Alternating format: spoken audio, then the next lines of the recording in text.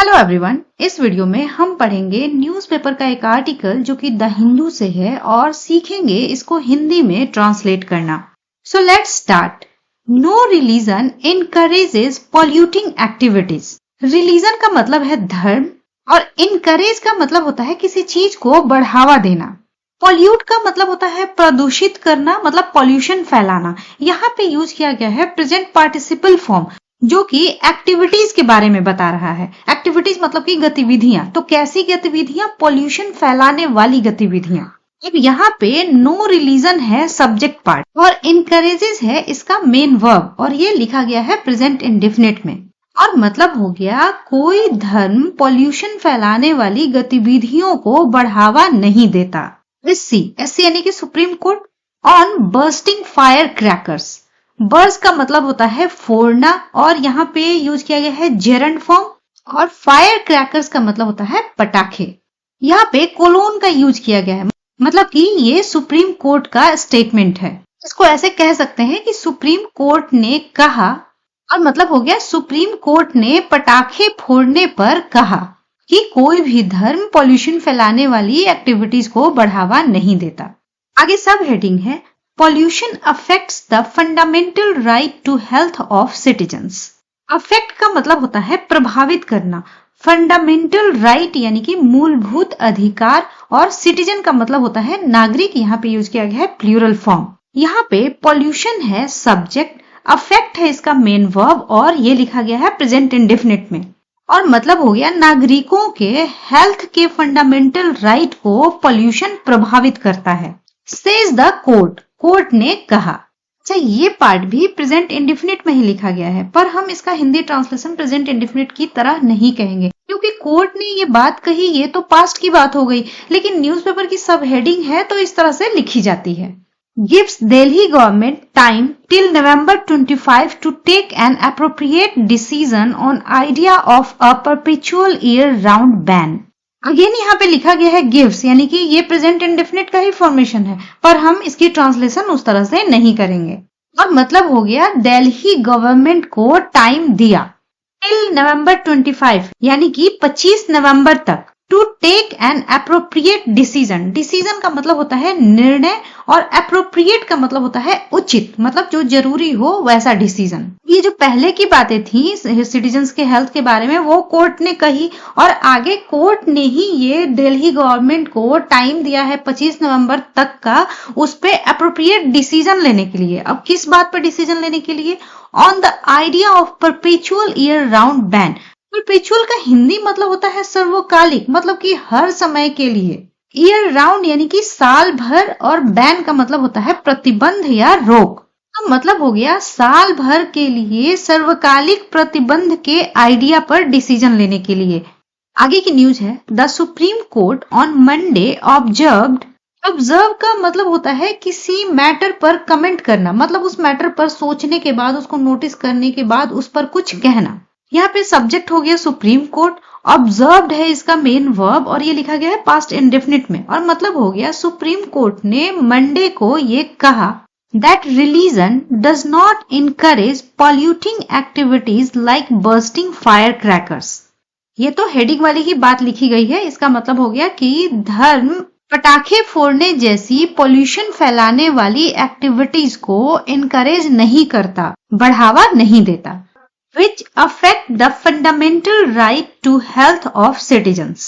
यहाँ पे which use किया गया है polluting activities के लिए, और जो पार्ट which से शुरू हो रहा है वहां पे सब्जेक्ट है ये which, affect है इसका मेन वर्ब और ये है प्रेजेंट इंडेफिनिट में।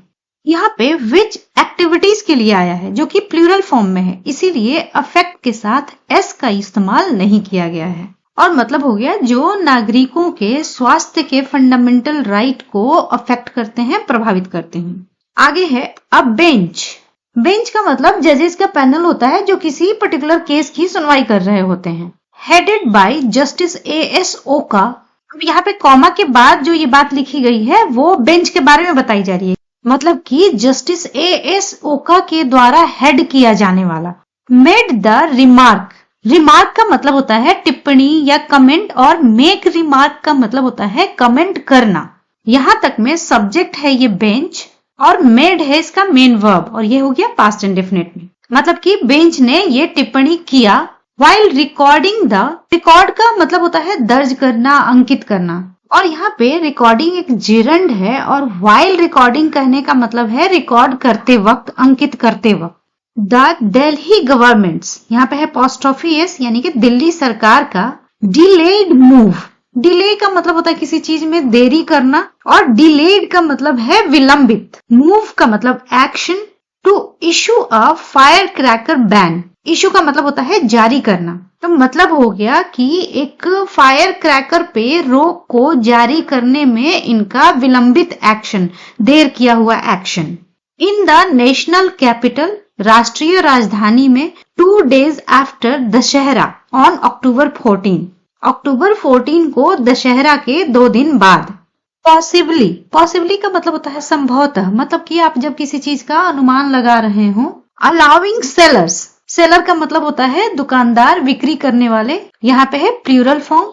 एंड एंथुजियास्ट, एंथुजियास्ट का मतलब होता है उत्साही, मतलब किसी चीज के प्रति कोई बहुत एक्साइटेड हो तो उसे एंथुजियास्ट कहते हैं, यहाँ पे है plural form. To stockpile, stockpile का मतलब किसी चीज को जमा करके रखना। Ahead of Diwali, ahead of Deepavali मतलब दीपावली के पहले। यहाँ पे अलाउिंग जो है वो प्रेजेंट पार्टिसिपल फॉर्म है जो इफेक्ट बता रहा है, रिजल्ट बता रहा है ऊपर के एक्शन के। मतलब कि ऊपर में जो बताया गया है कि दिल्ली गवर्नमेंट का डिलेड एक्शन था फायर क्रैकर्स को बैन करने के लिए, वो उसका इफेक्ट बता रहे हैं कि उसने संभवतः विक्रेताओं को और ये एंथुजियास्ट को अलाउ किया कि वो दीपावली के पहले ही क्रैकर्स को, फायर क्रैकर्स को स्टॉक पाइल कर लें, जमा करके रख लें। आगे है the Delhi police represented by additional solicitor general Aishwarya Bhati. अब अगेन यहाँ की कॉमा से लेके यहाँ के कॉमा तक इस दिल्ली पुलिस के बारे में एक एक्स्ट्रा इन्फॉर्मेशन दी गई और मतलब हो गया दिल्ली पुलिस जिसे additional solicitor general Aishwarya Bhati के द्वारा रिप्रेजेंट किया गया, मतलब कोर्ट में रिप्रेजेंट किया गया। टू कंप्लेंट, अब यहाँ से अगेन ये दिल्ली पुलिस के बाद वाली बात कंटिन्यूड हो गई। कंप्लेन का मतलब होता है शिकायत करना। अब यहाँ पे सब्जेक्ट हो गया दिल्ली पुलिस और इसका मेन वर्ब हो गया कंप्लेंट और ये है पास्ट इंडेफिनिट में, और मतलब हो गया दिल्ली पुलिस ने भी ये शिकायत की that it did not have enough time to ensure compliance of the ban for Deepavali. It यानी कि दिल्ली पुलिस, एंश्योर का मतलब होता है सुनिश्चित करना, तय करना, और कंप्लायंस का हिंदी मतलब तो होता है अनुपालन, मतलब किसी के आज्ञा का पालन, किसी ऑर्डर को फॉलो करने के लिए कंप्लायंस कहते हैं। और यहाँ पे compliance of the ban for Deepavali, मतलब दीपावली के लिए बैन का कंप्लायंस। और इस पार्ट का मतलब हो गया कि इसके पास एनफ टाइम नहीं था दीपावली के लिए बैन के कंप्लायंस को सुनिश्चित करने के लिए। मतलब कि इस बात की कंप्लेन की दिल्ली पुलिस ने, जिनको रिप्रेजेंट कर रही थी ये additional solicitor general Aishwarya Bhati. आगे है ऑन द कोर्ट्स क्वेश्चन, यानी कि कोर्ट के सवाल पर of imposing a perpetual year long ban on the sale and bursting of firecrackers. Impose का मतलब होता है लागू करना और यहाँ पे इम्पोजिंग एक जेरंड है और बर्स्टिंग भी एक जेरंड है। तो मतलब हो गया पटाखों के बेचने पर और फोड़ने पर साल भर के परपेचुअल बैन के लागू करने के कोर्ट के सवाल पर the Delhi government appeared non committal. यहाँ पे अपीयर का मतलब है प्रतीत होना और नॉन कमिटल का मतलब होता है टाल मटोल करने वाला, लापरवाह कह सकते हैं। मतलब कि कोर्ट के उस सवाल पर दिल्ली सरकार टाल मटोल करती हुई प्रतीत हुई। Saying it had to consult with stakeholders, यहाँ पे सेइंग जो है वो प्रेजेंट पार्टिसिपल फॉर्म है जो दिल्ली गवर्नमेंट को डिफाइन कर रहा है कि ये कहते हुए, और यहाँ पे इट आया हुआ है दिल्ली गवर्नमेंट के लिए। कंसल्ट का मतलब होता है राय लेना और स्टेक होल्डर्स का यूं तो मतलब होता है हिस्सेदार। इसके अलावा जो भी लोग किसी ऑर्गेनाइजेशन में शामिल हैं या जो लोग इस ऑर्गेनाइजेशन से प्रभावित होते हैं उन्हें भी स्टेक होल्डर्स कहते हैं। कोर्ट के उस सवाल पर दिल्ली गवर्नमेंट नॉन कमिटल प्रतीत हुई, ये कहते हुए कि इसे स्टेक होल्डर्स से राय लेनी थी। ये जो स्ट्रक्चर आता है ना हैड टू, मतलब कि ये कंपल्सन वाली बात शो करता है, करना पड़ा कोई काम तो उसके लिए हैड टू यूज किया जाता है। Who are these stakeholders, ये स्टेक होल्डर्स कौन हैं? Justice Oka asked the Delhi government counsel, justice Oka ने दिल्ली गवर्नमेंट काउंसिल से पूछा।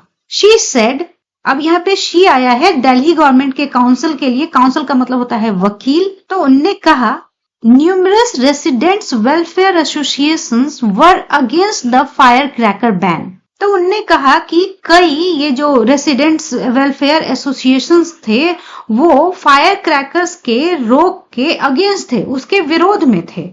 We are talking about a ban through the year यानी कि पूरे साल, हम लोग पूरे साल के बैन के बारे में बात कर रहे हैं। फॉर इलेक्शंस यानी कि इलेक्शंस के लिए, वेडिंग्स के लिए और सोशल इवेंट्स etc।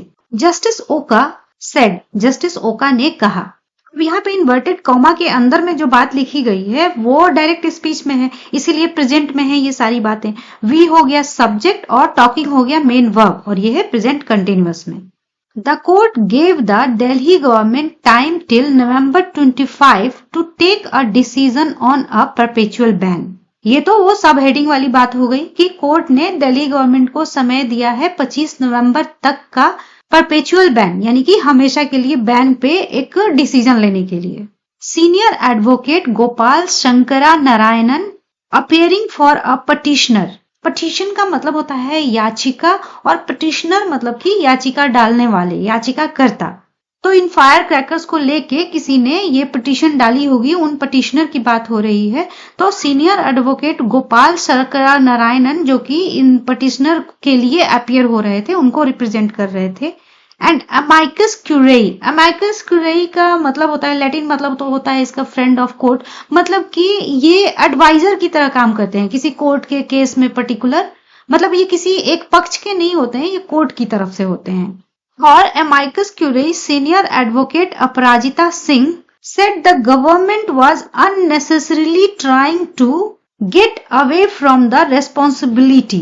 अब यहाँ पे ये ऊपर से लेके अपराजिता सिंह तक हो गया सब्जेक्ट पार्ट, सेड है इसका मेन वर्ब और ये पास्ट इंडेफिनिट में। तो मतलब हो गया कि ये गोपाल शंकरा नारायणन और अपराजिता सिंह ये जो भी दो लोग हैं उनने कहा, अननेसेसरीली का मतलब होता है अनावश्यक रूप से, और गेट अवे का मतलब होता है किसी चीज से बचना, और रिस्पॉन्सिबिलिटी का मतलब होता है जिम्मेदारी, यहाँ पे है प्लूरल फॉर्म।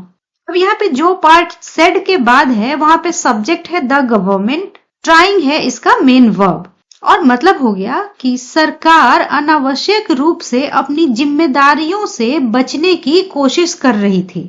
वॉज है आईएनजी फॉर्म है यानी कि ये है पास्ट कंटिन्यूअस में। अब किस चीज की जिम्मेदारियों से? Responsibilities of compliance with an apex court order. Apex court supreme court के लिए लिखा जाता है, तो एपेक्स कोर्ट के एक ऑर्डर के कंप्लायंस मतलब उस ऑर्डर का पालन करने के रिस्पॉन्सिबिलिटीज से बचने की कोशिश कर रही थी। बाय टेकिंग रिफ्यूज, रिफ्यूज का मतलब होता है आश्रय, behind a Hindu festival, festival का मतलब त्योहार, मतलब हो गया कि वो अपनी जिम्मेदारियों से बचने का कोशिश कर रही थी एक हिंदू फेस्टिवल का शरण लेकर, मतलब कि हिंदू फेस्टिवल का नाम आगे करके वो अपनी जिम्मेदारियों से बचने की कोशिश कर रही थी। The right to live in a pollution free atmosphere is a fundamental right of every citizen. Atmosphere का मतलब होता है वातावरण, यहाँ पे सब्जेक्ट है राइट, तो यहाँ तक के पार्ट का मतलब हो गया कि एक पोल्यूशन फ्री एटमॉस्फेयर में रहने का अधिकार प्रत्येक नागरिक का मूलभूत अधिकार है। प्राइमा फेसी, प्राइमा फेसी का मतलब होता है पहली नजर में, प्रथम दृष्टया। We are of the view, इस एक्सप्रेशन का मतलब होता है हमारा मानना है या हमारा विचार है। That no religion encourages any activity that creates pollution, मतलब कि प्रथम दृष्टया ये हमारा विचार है या ये हमारा मानना है कि कोई भी धर्म पॉल्यूशन क्रिएट करने वाली एक्टिविटी को प्रोत्साहित नहीं करता है। If firecrackers are burst in this fashion, यहाँ पे फैशन का मतलब है तरीका, सब्जेक्ट हो गया फायर क्रैकर्स, और ये जो बर्स्ट है वो वर्ब की थर्ड फॉर्म यहाँ पे यूज की गई है, यहाँ पे है आर और वर्ब की थर्ड फॉर्म, तो ये हो गया पैसिव का फॉर्मेशन, और मतलब हो गया यदि पटाखे इस तरह से फोड़े जाते हैं, it affects the fundamental right to health of citizens, ये नागरिकों के स्वास्थ्य के मूलभूत अधिकार को प्रभावित करता है। The supreme court recorded in its order, supreme court ने अपने ऑर्डर में ये रिकॉर्ड किया। The supreme court recorded in its order. Supreme court ने अपने ऑर्डर में ये रिकॉर्ड किया। तो आज की इस वीडियो में इतना ही। इसी तरह से नई चीजें सीखने के लिए मिलते हैं नेक्स्ट वीडियो में।